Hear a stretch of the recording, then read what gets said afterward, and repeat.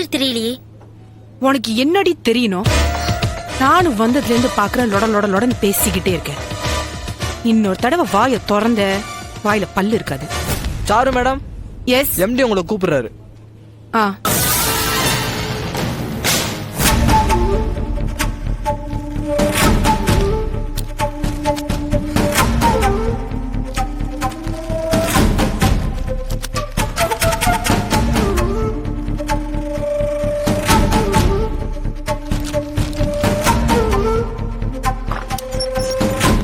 வரலாமா? அடடே ரகோத்தமன், வாங்க எக்ஸ் டிஜிபி சார். உட்காருங்க. Thank you. என்ன சுகர் டெஸ்டுக்கு வந்திருக்கீங்களா? ஆமா. எத்தனை வாட்டி சொல்லிருக்கேன், சொன்னாக்கா லேப்ல இருந்து நான் ஆள் அனுப்பி சாம்பிள் எடுத்துக்க மாட்டேனா? எதுக்குப்பா வீணா ஆளை அனுப்பிச்சுக்கிட்டு? வீடு பக்கம் தான், நானே கொடுங்கடியா வந்து பாத்துட்டு போயிடுறேன். சார் சார், நீங்க தான் சீதா தேவியோட பேரண்ட்ஸா? ஆமா சார். என்னாச்சு உங்க பொண்ணுக்கு? 2 நாளா லேசா ஜுரம் அடிச்சது. வீட்டுக்கு பக்கத்துல இருக்கிற டாக்டர்கிட்ட கூட்டிட்டு போனேன். வைரஸ் ஃபீவர்னு சொல்லி இன்ஜெக்ஷன் போட்டாரு. காலேஜில் ஃபைனல் இயர் படிச்சுட்டு இருக்கிறான். எக்ஸாம்க்காக படிச்சுட்டு இருந்தா. பால் எடுத்துட்டு போனேன் சார் அவர் ரூமுக்கு.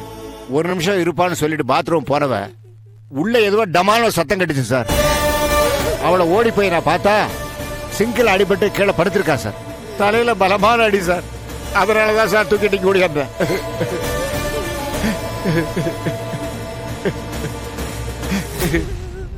இப்ப பொண்ணுக்கு எப்படி சார் இருக்கு? உங்க பொண்ணுக்கு எந்த பிரச்சனையும் இல்லைன்னு சொல்லணும்னு எனக்கும் விருப்பம் தான். ஆனா ஸ்கேன் ரிப்போர்ட் வேற மாதிரி இருக்கே. நீங்க சொன்ன மாதிரி பாத்ரூம்ல வழுக்கி விழுந்ததுனால கூட ஆயிருக்கலாம். தலையோட பின்புறத்துல பலமா அடிபட்டு இருக்கு. அந்த அடி மூளையோட செல்களை பாதிச்சிருக்கு. மூளையோட செல்கள் பாதிச்சதுனால நினைவுகள் திரும்புறது ரொம்ப கஷ்டம். சீரியஸான கோமா ஸ்டேஜ். எங்க மெடிக்கல் டேர்ம்ஸ் படி சொன்னா பிரெயின் டெத்னு சொல்லுவோம். 1 மினிட். ஹலோ டாக்டர், எப்படியாவது என் பொண்ணை காப்பாத்துக்க. வேணும்னா மும்பையில் இருக்கிற ஐஸ்னோ ஹாஸ்பிட்டல் கூட்டு போய் பாருங்க டாக்டர். நீங்க உங்க பொண்ணு மும்பைக்கோ சிங்கப்பூர்ல இருக்கிற ஸ்பீட் ரெக்கவரி ஹாஸ்பிட்டலுக்கோ கூட்டிட்டு போலாம். அவளுக்கு மூளைதான் செயலிழந்திருக்கே தவிர மத்தபடி இதயம், சிறுநீரகம், நுரையீரல் இப்படி எல்லாமே நல்ல கண்டிஷன்ல தான் இருக்கு.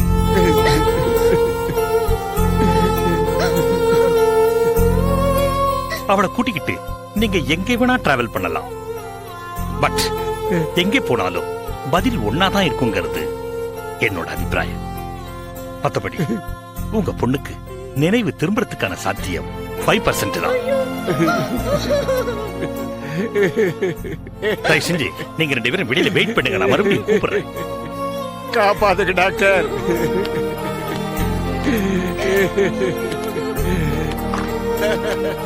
காப்பாத்துக்கு டாக்டர், காப்பாத்துக்கு. ரகோத்தமன், இந்த கேஸ்ல உன்னோட ஹெல்ப்பும் தேவை. என்ன சொல்றீங்க? வா. இந்த காலத்துல பொண்ணை பெத்த நம்மள மாதிரி பேரண்ட்ஸுங்க ரொம்ப ஜாக்கிரதையா இருக்கணும்பா. இல்லனா என்ன மாதிரி பிரச்சனைகள் வருது பாத்தியா? சாமி, நீங்க என்ன சொல்ல வரீங்கன்னு எனக்கு சரியா புரியல. மற்ற ரிப்போர்ட்ஸ் எல்லாம் நார்மலா இருக்குல்ல? சீஃப் டாக்டர் கிட்ட கொடுத்துருங்க. Yes, what happen? உங்க சந்தேகம் கரெக்ட் தான் டாக்டர். இந்த பொண்ணுக்கு யாரோ வலுக்கட்டாயமா காட்மைன் போதைப் பொருளை உட்கொள்ள வச்சிருக்காங்க. ஐ சி. அந்த பொண்ணோட பேரண்ட்ஸை வர சொல்லுங்க. Okay doctor. இந்த பேஷண்டோட பேரு சீதா தேவி. இந்த பொண்ணோட பேரண்ட்ஸுங்க தான் இப்ப நீ உள்ள பார்த்த. பாத்ரூம்ல வழுக்கி விழுந்துடுச்சுன்னு அட்மிட் பண்ணாங்க.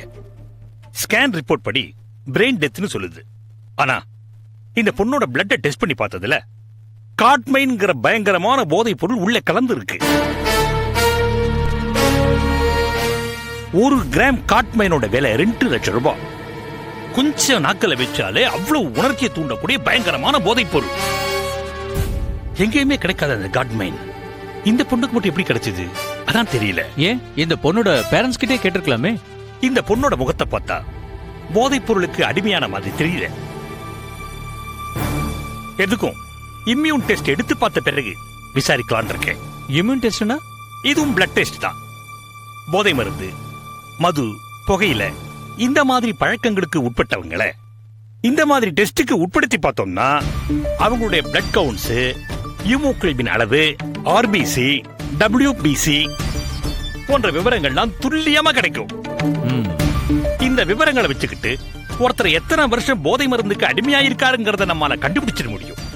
அப்படி எடுத்து பார்த்ததுல இந்த பொண்ணு கண்டிப்பா போதை மருந்துக்கு அடிமையானவ கிடையாதுங்கிற என்னுடைய டவுட் கிளியர் ஆயிடுச்சு. வலுக்கட்டாயமா இவளுக்கு யாரோ போதை மருந்து கொடுத்திருக்காங்க. அது யாருங்கிறதுக்கான விடைதான் எனக்கு கண்டிப்பா தெரிஞ்சாகணும். இப்ப விட தெரிஞ்சு என்ன பிரயோஜனம்? இவளுக்கு தான் பிரெயின் டெத் ஸ்டேஜ்னு சொல்லிட்டீங்களே. பிரெயின் டெத்லயும் எத்தனையோ கேஸ் கடைசி நேரத்துல உயிர் பழிச்சிருக்காங்க. அதனால கண்டிப்பா விட தெரியும். ஹலோ டாக்டர், அந்த பொண்ணு சீதா தேவியோட பேரண்ட்ஸ் ஒரிஜினல் இல்லையோன்னு டவுட்டா இருக்கு டாக்டர். என்னது? ஒரிஜினல் பேரண்ட்ஸ் இல்லையா? ஆமா டாக்டர். எதை வச்சு சொல்றீங்க? கொஞ்சம் மானிட்டர் ரூமுக்கு வாங்க டாக்டர். ஓகே. நர்ஸ் டாக்டர், இந்த பொண்ணுக்கு நினைவு திரும்பின உடனே எனக்கு இன்ஃபார்ம் பண்ணுங்க. Okay doctor. ரகு வா. Okay.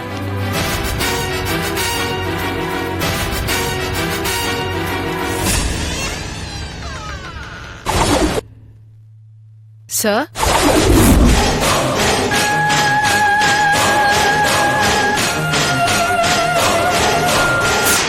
Charu, yes sir. please sit down. Thank you.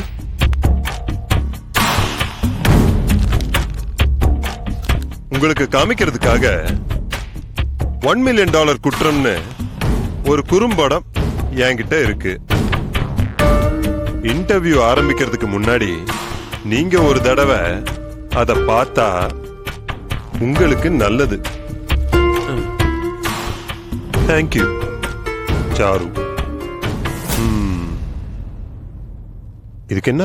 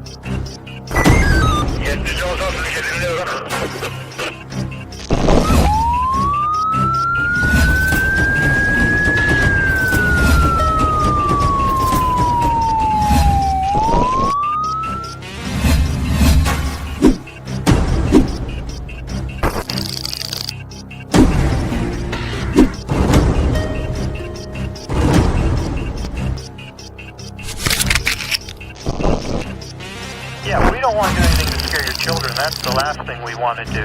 We don't want to scare anybody.